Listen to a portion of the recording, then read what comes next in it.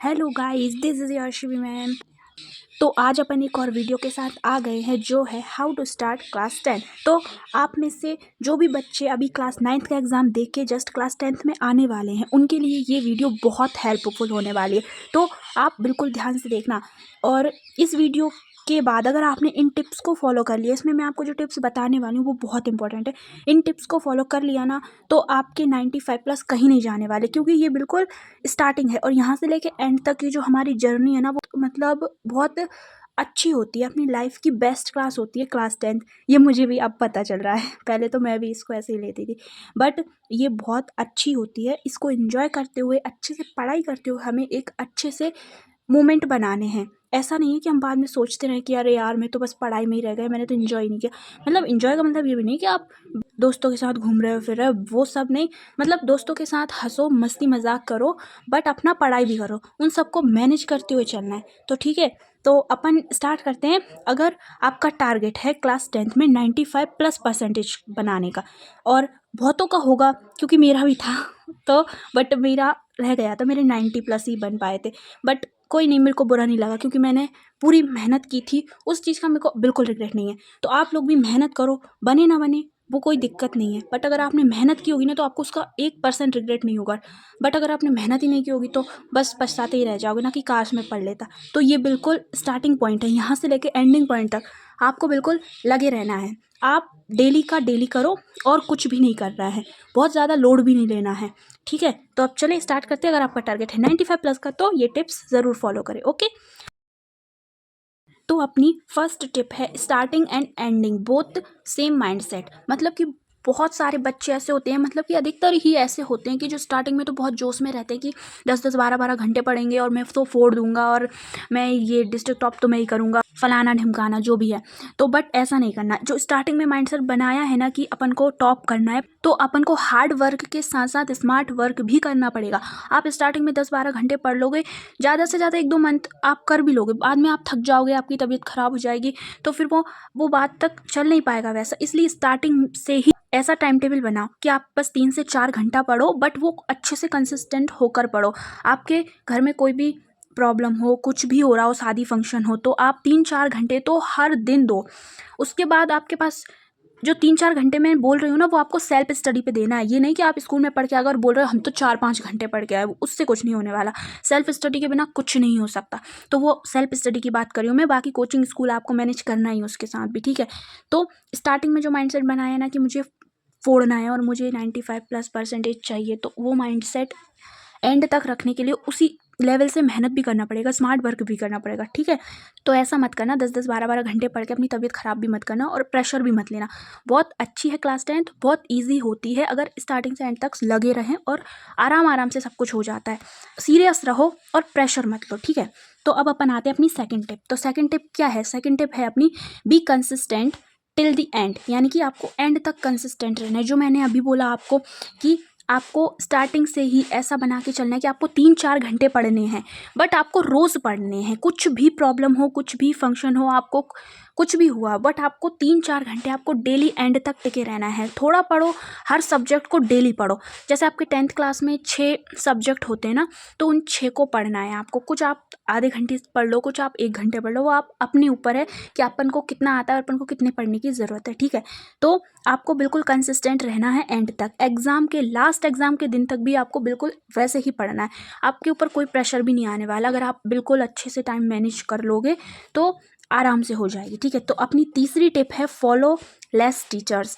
मतलब कि बहुत से बच्चे ऐसे होते हैं, इससे भी पढ़ लूँ उससे भी पढ़ लूँ, यूट्यूब पे देखते रहते हैं। किसी साइंस टीचर से अगर वो पढ़ रहे हैं तो एक से नहीं, वो 3-4 से पढ़ते हैं, कभी इससे कभी उससे। तो ऐसा मत करो। मैं ये नहीं बोल रही हूँ कि आप किसी इसी टीचर से पढ़ो, उससे मत पढ़ो, वो सब अपने ऊपर होता है। अपन को जिसका समझ में आ रहा है ना उससे जाके पढ़ो, बट चूज़ करो पहले कि जिसका समझ में आ रहा है ना एंड तक उसी का पढ़ना, उस पर भरोसा रखना है। क्योंकि टीचर पे बिलीव करोगे एंड तक बिल्कुल, तो वो आपका साथ देता है और वो बिल्कुल आपको जो जो बताए वो मानो, सब कुछ फॉलो करो। जो टीचर भी आपको पसंद हो, जिसका आपको समझ में आता है, यूट्यूब पे बहुत सारे टीचर्स होते हैं, तो उसको एक टीचर को पकड़ लो एक सब्जेक्ट के लिए। हर सब्जेक्ट के लिए अलग अलग टीचर्स को पकड़ो और उनसे ही पढ़ो। ठीक है, तो ये भी आप चूज़ कर लेना स्टार्टिंग में और एंड तक उसी से पढ़ना। ठीक है, तो ये थी तीसरी टिप।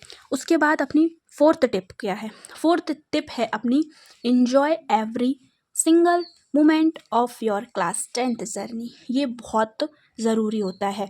जब अपन क्लास 10th में होते हैं ना, तो एकदम से सीरियस हो जाएंगे, बस कुछ नहीं करना, बस पढ़ना ही पढ़ना है, तो ऐसा मत करना, ठीक है। क्योंकि जो क्लास 10th होती है वो बहुत अच्छी होती है, तो उसका हर एक सिंगल मोमेंट आपको मतलब जीना है, ये बोलते हैं। जैसे कि कोई स्कूल में फंक्शन हो रहा है, आपके यहाँ पे कई आपके दोस्त मिलकर पार्टी वगैरह कर रहे, तो थोड़ा थोड़ा उनमें भी जाओ। ऐसा नहीं है बिल्कुल सब कुछ छोड़ के पढ़ने ही लगे हो, क्योंकि यार ये भी बाद में नहीं आने वाला है ना, सारे दोस्त फिर अलग अलग चले जाएंगे। तो आपको हर चीज़ अच्छे से मैनेज करनी है, ठीक है। पढ़ाई के साथ साथ आपको अपना टाइम मैनेजमेंट भी करना है, अपने दोस्तों के साथ भी। ऐसा नहीं है बिल्कुल उनसे दूर ही हो जाओ, बात ही नहीं कर रहे हो, बिल्कुल सीरियस होकर लगे पड़े हो और एंड तक फिर वो सब चल ही नहीं पाता, ठीक है। तो सब कुछ मैनेज करना है। उसके बाद अपनी 5th टिप क्या है, तो 5th टिप है अपनी सेल्फ नोट्स। बहुत से बच्चे क्या सोचते हैं कि दूसरे के नोट्स ले, जैसे किसी के दीदी भैया होते हैं 10th में, मतलब वो अब जो 11th में आ चुके हैं उनके नोट्स होंगे, तो कोई कोई सोचता है कि मैं तो अपने उनके दीदी भैया के नोट्स से ही पढ़ लूँगा, मैं क्यों नोट्स बनाऊँ। बट ऐसा नहीं है। अगर आप नोट्स नहीं बनाओगे ना तो आपको समझ में नहीं आएगा, क्योंकि खुद के बनाए हुए नोट्स ना बहुत ज़रूरी होते हैं। जब अपन खुद से बनाते हैं, खुद लिखते हैं, तो उसको जब खुद पढ़ते हैं ना तो वो बहुत अच्छे से अपन को याद भी रहता है, अपना रिवीजन भी होता है। तो सेल्फ नोट्स ज़रूर बनाओ, हर सब्जेक्ट के नोट्स बनाओ, ठीक है। बनाना ज़रूर है और उनको रिवीजन टाइम टू टाइम करना, ये भी अपन आगे देखेंगे टिप है, ठीक है। इसके बाद अपनी 6th टिप क्या है, 6th है अपनी डोंट कंपेयर विथ अदर। ये बहुत बच्चे करते हैं कि वो कंपेयर करने लगते हैं, अरे यार ये तो बहुत पढ़ रहा है, मैं तो कुछ भी नहीं पढ़ता, मेरे से तो होगा ही नहीं, मैं तो कर ही नहीं पाऊंगा। तो ये बिल्कुल मत सोचो, आप बस अपनी तरफ से मेहनत करो, अपना टाइम सेट करो, बस अपन खुद को देखो यार, दूसरों को मत देखो। दूसरों को देखोगे ना तो कुछ नहीं कर पाओगे। खुद के ऊपर वर्क करो ना, कौन क्या कर रहा है उससे क्या फ़र्क पड़ता है। ये सोचो कि मुझे इतना करना है, मुझे इतना परसेंटेज लाना है, मुझे मेरा ये टारगेट है, मुझे बस इस तक जाना है। कोई और आपका टारगेट नहीं होना चाहिए, आपका टारगेट होना चाहिए आपके मार्क्स और जो आपका गोल है इतने प्लस परसेंटेज बनाने का, वो ना कि ये कि मुझे उससे तो ज़्यादा लाने तभी मैं उसको नीचा दिखा पाऊंगा। ये तो बिल्कुल मत रखना, ठीक है। तो ये कंपेयर तो किसी से मत करना। उससे बच्चे होते हैं जो अच्छा पढ़ते तो वो हवा में भी उड़ने लग जाते कि अरे मैं तो बहुत अच्छा पढ़ता हूँ, तो मेरे ही आएंगे, वो तो किसी और के तो ज़्यादा आ ही नहीं सकते। तो हवा में भी नहीं उड़ना है और डीमोटिवेट भी नहीं होना है। नॉर्मल रहो, आराम से अपना पढ़ो और कोई दिक्कत नहीं, ठीक है, बाकी सब हो जाएगा। तो अपनी 7th और लास्ट टिप क्या है, ये है अपना रिवीजन इज़ मोस्ट इंपॉर्टेंट। बहुत से बच्चे क्या करते हैं कि चैप्टर पढ़ लेते हैं और उन्हें लगता है कि बस हो गया, चैप्टर पढ़ा, नोट्स बनाए और उसको रख दिया, फिर उसको रिवीजन ही नहीं करते, वो एंड में एग्जाम तक आ जाता है। तो ऐसा नहीं करना है। अगर आपने कोई चैप्टर पढ़ा है तो उसको कम से कम 5 से 6 दिन बाद तो एक बार रिवीजन ज़रूर करो। ऐसे आपको अपने हिसाब से टाइम टेबल बनाना है कि इतने इतने दिन बाद मुझे इसे फिर से रिवीजन करना है, ठीक है। जब आपके ऐसे बीच में मंथली टेस्ट होते हैं, आपके जो एग्ज़ाम्स होते हैं ना, मिड एग्ज़ाम्स जो होते हैं, उनमें आपको बिल्कुल फाइनल एग्ज़ाम की तरह तैयारी करके सब कुछ पढ़ना है, तभी आप एकदम अच्छा स्कोर कर पाओगे, ठीक है। तो रिवीजन इज़ मोस्ट इंपॉर्टेंट। तो ये अपनी कुछ टिप्स थी। यहाँ पे मैंने आपको 7 टिप्स बताई हैं, तो इन टिप्स को आप अच्छे से फॉलो करोगे ना एंड तक, तो 101% की यार आपका बहुत अच्छा रिजल्ट आने वाला है। बस इसको फॉलो कर लेना, ठीक है। तो ये थी अपनी आज की वीडियो। आप अपन एंडिंग कर छोटी सी मोटिवेशन लाइन के ज़रिए, ठीक है। तो ये क्या है, एक शायरी है आपके लिए। आँखों में नींद बहुत है पर सोना नहीं है, आँखों में नींद बहुत है पर सोना नहीं है, यही समय है कुछ करने का, इसे खोना नहीं है। तो याद रखना, ये जो आपकी क्लास 10th है ना, ये बहुत इंपॉर्टेंट होती है। तो आराम से पढ़ना, और आगे भी मैं आपको ऐसी टिप्स एंड ट्रिक्स बताते रहूँगी, और कौन से सब्जेक्ट की तैयारी आपको कैसे करनी है वो भी मैं आपको बताने वाली हूँ, ठीक है। तो हमारे साथ बने रहिए, और अगर वीडियो पसंद आए तो वीडियो को लाइक करना एंड चैनल को सब्सक्राइब करना। तो अब अपन मिलते हैं नेक्स्ट वीडियो में, तब तक के लिए take care and bye bye.